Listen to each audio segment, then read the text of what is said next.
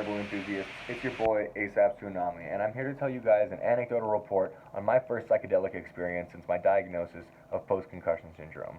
I was first diagnosed last year, about a week following a kickboxing class where a sparring partner got a bit aggressive and out of control, roundhouse kicked me in the temple way too hard.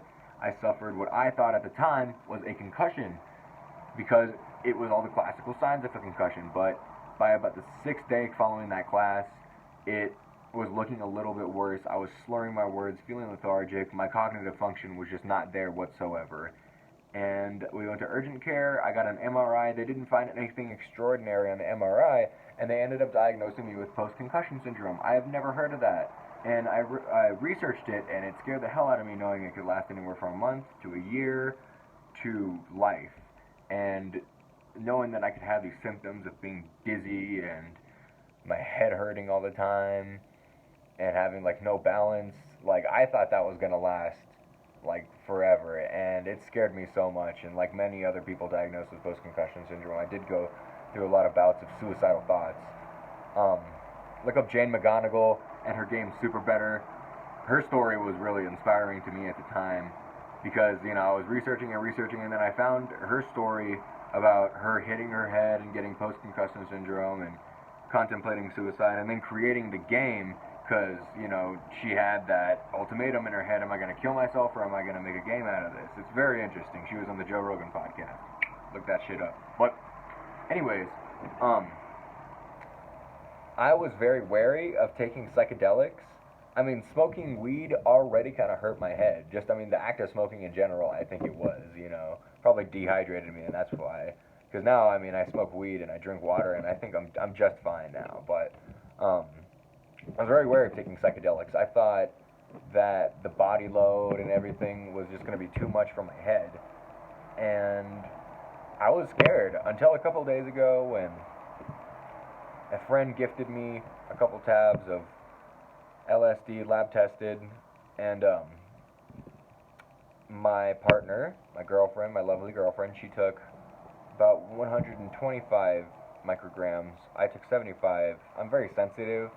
Threshold dose isn't like 100 for me. I don't know if any of you guys are like that as well. Like 75 or 50 can honestly be a threshold dose of LSD for me. Anyways, yeah. So we dropped it, and it was a challenging trip, not because of, you know, any headache or anything like that. It was mostly because my father had recently passed away, and it was just a grieving process. But, you know, what I took away from that was, besides, you know, the grieving, was that there are so many, like, options and things that you can do for your post-concussion syndrome to make it better. It gives you a more positive outlook on life, and it answered the one question I had: is it going to be too much for my head? It wasn't, guys. It felt like a normal acid trip that I had even before I was diagnosed and got my post-concussion syndrome.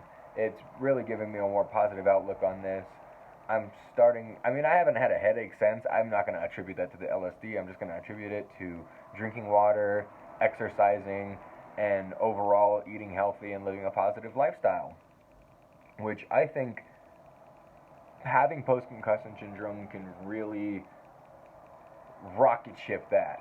If you weren't already on that path in your lifestyle, I mean, getting something like post-concussion syndrome can really influence you to do better.